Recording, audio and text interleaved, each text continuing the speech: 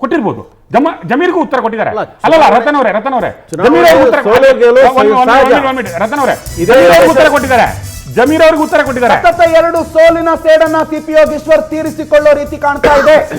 ಎಲ್ಲ ಒಂದ್ ಕಡೆ ಸಿಪಿ ಯೋಗೇಶ್ವರ್ ಗೆಲುವಿನತ್ತ ದಾಪುಗಾಲಾಗ್ತಿದ್ದಾರೆ. ಆಲ್ಮೋಸ್ಟ್ ಇನ್ನೇನು ಅಧಿಕೃತ ಘೋಷಣೆ ಮಾಡೋದೊಂದೇ ಬಾಕಿ ಅಂತ ಹೇಳಲಾಗ್ತಾ ಇದೆ. ಅಂಡ್ ಈ ಕ್ಷಣದ ಟ್ರೆಂಡ್ ನೋಡಿದ್ರೆ ನಿಖಿಲ್ ಕುಮಾರಸ್ವಾಮಿಗೆ ಇದು ಆಘಾತ ಅಲ್ಲ, ಮರ್ಮಾಘಾತ. ಸಿಪಿ ಯೋಗೇಶ್ವರ್ ಸದ್ಯಕ್ಕೆ ಮುನ್ನಡೆಯನ್ನ ಪಡೆದುಕೊಳ್ಳೋದ್ರ ಮುಖಾಂತರವಾಗಿ ಸಿಪಿ ಯೋಗೇಶ್ವರ್ ಸತತ 2 ಸೋಲಿನ ನಂತರ 3ನೇ ಗೆಲುವನ್ನ ಅನುಭವಿಸಿದ್ದಾರೆ. ಅದರ ಜೊತೆಗೆ 3ನೇ ಸೋಲು, ಹ್ಯಾಟ್ರಿಕ್ ಸೋಲಾಗ್ತಾ ಇದೆ ಸಿಪಿ ನಿಖಿಲ್ ಕುಮಾರಸ್ವಾಮಿಗೆ ಹ್ಯಾಟ್ರಿಕ್ ಸೋಲು. ಸತತ 2 ಸೋಲಿನ ಬಳಿಕ ಸಿಪಿ ಯೋಗೇಶ್ವರ್ ಗೆಲುವಿನತ್ತ. ಅದೇ ಅವ್ರ ಹ್ಯಾಟ್ರಿಕ್ ಸೋಲು, ಇವ್ರು 2 ಸೋಲಿನ ನಂತರ 3ನೇ ಗೆಲುವು.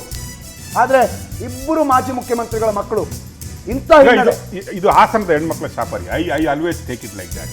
ದೇವೇಗೌಡರ ಫ್ಯಾಮಿಲಿಗೆ ಹಾಸನದ ಹೆಣ್ಮಕ್ಳ ಶಾಪ.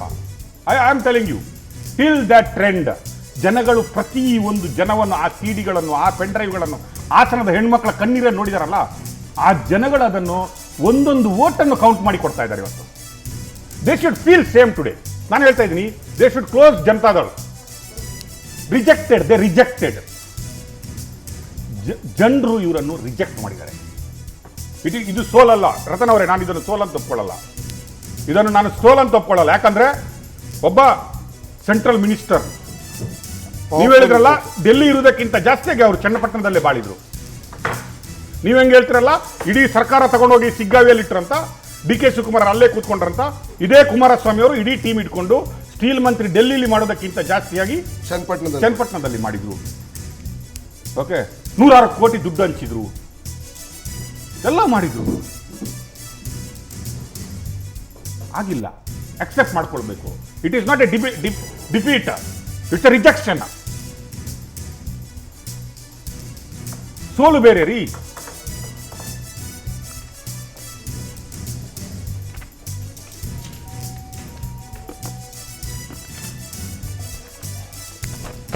ಎಲ್ಲ ಒಂದ್ ಕಡೆ ನಾವು ನ್ಯೂಸ್ ಮಾಡಿದ್ವಿ.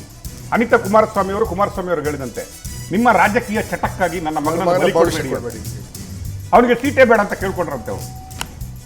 ತಾಯಿ ಗೊತ್ತಿರುತ್ತೆ ರೀ, ತನ್ನ ಮಗ 3ನೇ ಸಲ ಸೋತ್ರೆ ಏನಾಗುತ್ತೆ ಅಂತ.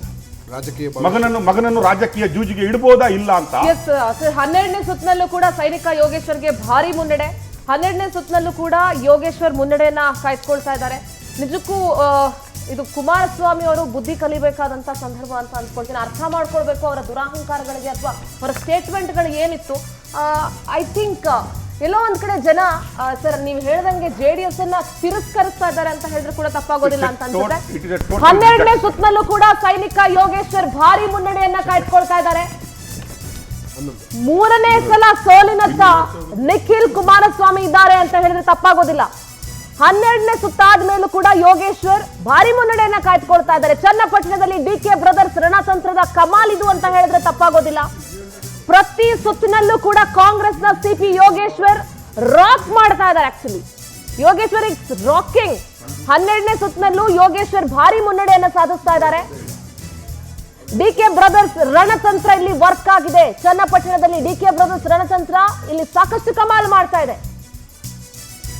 ಪ್ರತಿ ಸುತ್ತಿನಲ್ಲೂ ಕೂಡ ಕಾಂಗ್ರೆಸ್ನ ಸಿಪಿ ಯೋಗೇಶ್ವರ್ ಮುನ್ನಡೆಯನ್ನ ಸಾಧಿಸ್ತಾ ಇದ್ದಾರೆ. ಎಲ್ಲೋ ಒಂದ್ ಕಡೆ ಯೋಗೇಶ್ವರ್ ಲಾಸ್ಟ್ ಮೂಮೆಂಟ್ ಅಲ್ಲಿ ರೈಟ್ ಡಿಸಿಷನ್ ಅನ್ನ ತೆಗೆದುಕೊಂಡ್ರು ಅಂತ ಅನ್ಸುತ್ತೆ.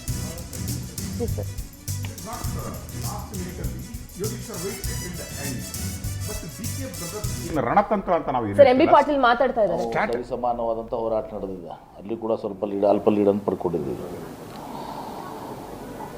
ಮತ್ತು ಇನ್ನೊಂದು ನಮ್ಮ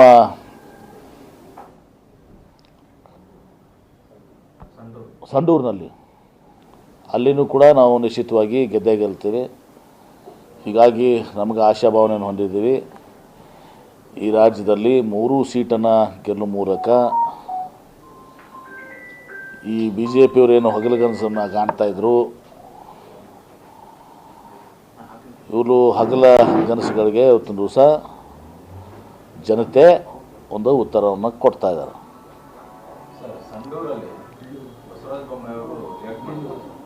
ಸಂಡೂರು ಗ್ಯಾರಂಟಿಗಳು ಮತ್ತೆ ಅಧಿಕಾರ ಹಣದ ದುರ್ಬಳಕೆ ಮಾಡಿಕೊಂಡು ಸರ್ಕಾರ ಸಿಗ್ಗಾವಲ್ಲಿ ತಪ್ಪು ಕೊಡ್ತಾ ಇದ್ದಾರೆ. ನಾವು ಇದನ್ನೇ ಮಹಾರಾಷ್ಟ್ರದಲ್ಲಿ ಹೇಳ್ಬೋದಣ್ಣ. ಮಹಾರಾಷ್ಟ್ರದಲ್ಲಿ ನಡೀತಾ ಇರೋದು ಅದೇ ನೋಡಿ. ಒಬ್ಬ ಬೊಮ್ಮಾಯಿಯವ್ರ ವಿರುದ್ಧ ಒಬ್ಬ ಅಲ್ಪಸಂಖ್ಯಾತ ಅಭ್ಯರ್ಥಿ, ಓರ್ವ ಅಲ್ಪಸಂಖ್ಯಾತ ಅಭ್ಯರ್ಥಿ ವಿರುದ್ಧ ಇಷ್ಟವರು ಹಣಿಗಾಡ್ತಿದ್ದಾರೆ ಮಾಜಿ ಮುಖ್ಯಮಂತ್ರಿಗಳು. ಮತ್ತು ಇಲ್ಲಿವರೆಗೆ ಆರಿಸಿ ಬಂದಿದ್ದಾರೆ ಕೂಡ ಅಲ್ಪಸಂಖ್ಯಾತರ ಅಭ್ಯರ್ಥಿ ಮುಂದೆನೇ. ಅದನ್ನು ಬೊಮ್ಮಾಯಿಯವರು ಅರ್ಥ ಮಾಡ್ಕೋಬೇಕು. ಹೌದು, ನಾನು ಹೋಗಿದೆ ಈ ರೀತಿ ಫಲಿತಾಂಶ ನಿರೀಕ್ಷೆ ಮಾಡಿರಲಿಲ್ಲ. ಒಂದು 10-20 ಸೀಟ್ಸು ಹೆಚ್ಚು ಕಮ್ಮಿ ಅಂಥೇಳಿ ನಾವು ಇದು ಮಾಡಿದ್ವಿ. ಇನ್ನೂ ಕಾಯೋಣ, ನೋಡೋಣ ಸಾಯಂಕಾಲವರೆಗೆ ಆ ಥರ ಅನ್ನಿಸ್ತದೆ ಈಗ. ಬಟ್ ಕಾಯೋಣ, ಇನ್ನೂ ಸಮಯ ಇದೆ. ಅದಾದಮೇಲೆ ತಿಳ್ಕೊತೀವಿ ಅಲ್ಲಿ ಯಾವ ರೀಜನ್ದಲ್ಲಿ ಏನೇನಾಗಿದೆ, ಯಾವ ಕಾರಣ, ನಮ್ಮ ಅಲಯನ್ಸ್ ಪಾರ್ಟ್ನರ್ಸ್ನಲ್ಲಿ ಏನೇನೆಲ್ಲ ಆಗಿದೆ.